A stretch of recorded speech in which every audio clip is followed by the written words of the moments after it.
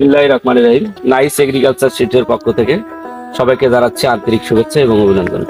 আজকে আমরা যে বিষয়ে কথা বলবো, আমাদের মাঝে আছে অনেক পরিচিত এক ভাই, হচ্ছে ইনি চৌধুরীর বাজারে ব্যবসা আছে ওনার, কীটনাশকের দোকান না, কীটনাশকের দোকান হচ্ছে।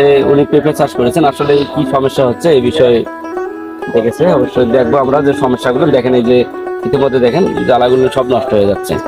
আসলে কি কারণে নষ্ট হচ্ছে এই বিষয়ে কথা বলবো।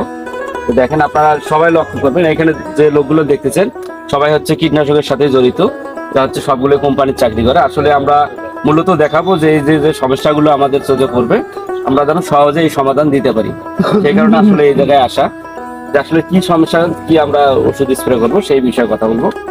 সমস্যা হলো এই গাছের গোড়ার প্রথম থেকে যে এইরকম সমস্যা, এই পাতা এটা পোড়া যাওয়ার মতো হয়, হওয়ার পরে স্প্রে তো দিই, দেওয়ার পরে কাজ হতেছে না, কাজ হইতেছে না, আর ফুল যারা যেটা আছে ধরে যায়, সবগুলো ধরে যাচ্ছে। আচ্ছা, আমরা সেই ধরে যাবে না সেই বিষয়ে আমরা পরামর্শ দিব ইনশাল্লাহ। আর সবচেয়ে বড় বিষয় আমরা লক্ষ্য রাখবো যে গাছটা কি সমস্যা। দেখেন পাতাগুলো ঢলে যাচ্ছে, সবগুলো পাতা অনেক দুর্বল হয়ে গেছে, দেখেন পাম হয়ে গেছে পাতা। এটা কি কারণে হয় এই সমাধান ইনশাল্লাহ দেবো আজকে। দেখেন হচ্ছে এটা গাছের ছত্রাকে একে প্রচুর আক্রমণ করেছে। দেখেন আমরা কাছ থেকে দেখাবো যে ছত্রাকটা কি। কাছ থেকে দেখেন হচ্ছে এই যে স্পট গুলো দেখতেছেন কালো কালো দাগ, এটা হচ্ছে ছত্রাক। এই যে সবগুলো, এটা যতদিন পর্যন্ত এই গাছে থাকবে আপনার হচ্ছে ফল সেট হবে না গাছে, আর হচ্ছে ফলের সাইজ ভালো হবে না।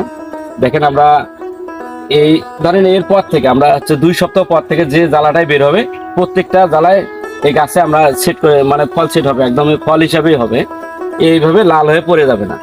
আমরা সেই ফলটা কিভাবে সেট করবো, আমরা সেই স্প্রেগুলো কিভাবে দিব, সেই নিয়মগুলো আমরা ইনশাল্লাহ বলে দেবো এই ভিডিওতে।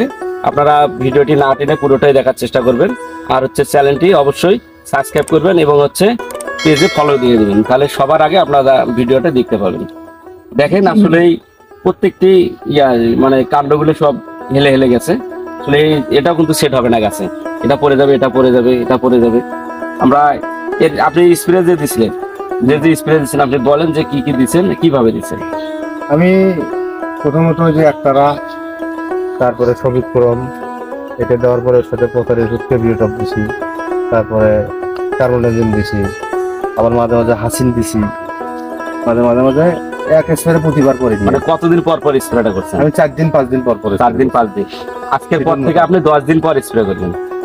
শিডিউল মোতাবেক 3 দিন 4 দিন ওইভাবে আর দিবেন না স্প্রে, আপনি দিবেন 10 দিন পর পর। আজকে দিলেন, 10 দিন পর স্প্রে দেবেন। আপনি মূলত দিবেন হচ্ছে এমিস্টারটা দিবেন হচ্ছে 16 মিলি, মানে 16 লিটার পানিতে 16 মিলি। ম্যানকোজেব দিবেন হচ্ছে 100 গ্রাম, আর ওর সঙ্গে উলালা দিবেন হচ্ছে 8 মিলি, 8 গ্রাম, আর হচ্ছে অ্যামামেকটিন বেনজয়েড 10 গ্রাম। এটাই আপনি হচ্ছে মানে 10 দিন পর পর স্প্রে করবেন, 3টে স্প্রে করবেন। এরপর একটা, আমার মনে হয় না যে একটা ফল আপনার গাছ থেকে ঝরে পড়বে।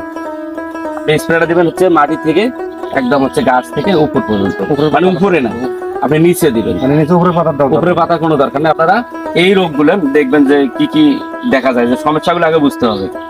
দেখেন আসলে এই যে ঢলে পড়ে যাচ্ছে, এই বোলাইলে বুঝবেন, আপনি না বুঝলে বলবেন।